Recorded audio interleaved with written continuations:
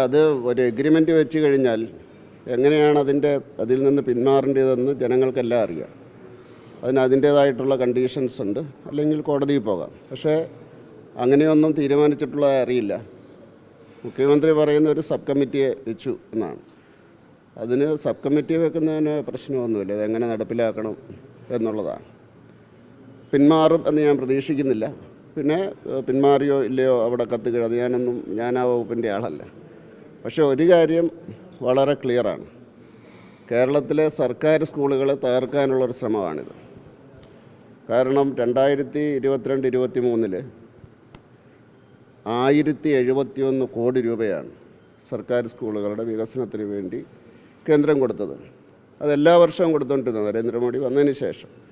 അതിൻ്റെ അടിസ്ഥാനത്തിലാണ് കേരളത്തിലെ സ്കൂളുകളെല്ലാം സ്മാർട്ട് സ്കൂളുകളായത്. അത് നല്ല രീതിയിൽ പ്രവർത്തിക്കുന്നുണ്ടായിരുന്നു. അത് തകർക്കാനുള്ള ഒരു ആസൂത്രിത ശ്രമമാണ്.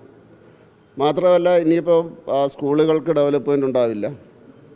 പിന്നെ സെൻട്രൽ സിലബസ് അതുള്ള സ്കൂളുകൾ ധാരാളമുണ്ട് കേരളത്തിൽ. അപ്പോൾ അങ്ങോട്ട് കുട്ടികൾ പോകും. മാത്രമല്ല, ഇനി 1-ാം ക്ലാസ് തൊട്ട് മറ്റ് സംസ്ഥാനത്തേക്ക് പോകാനുള്ള പ്രവണതയുണ്ടാവും. അപ്പോൾ അതുകൊണ്ട് സെൻട്രൽ നമ്മുടെ സംസ്ഥാനത്തെ സർക്കാർ സ്കൂളുകളെ തകർക്കാനുള്ള ഒരു ഗൂഢാലോചനയുടെ ഭാഗമാണിത്.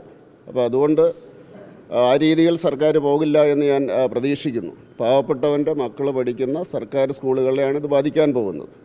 ഇപ്പം PM ശ്രീയും അതുപോലെ തന്നെ സമഗ്ര ശിക്ഷാ അഭിയാനെല്ലാം ഒരു വിദ്യാഭ്യാസ നയത്തിൻ്റെ ഭാഗമാണ്.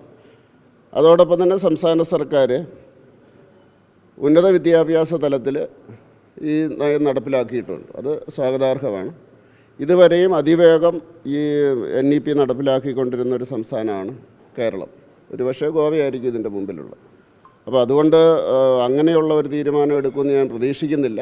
സബ് കമ്മിറ്റിയൊക്കെ വെക്കുന്നത് സർക്കാരിൻ്റെ അവരുടേതായിട്ടുള്ള സ്വാതന്ത്ര്യമാണ്.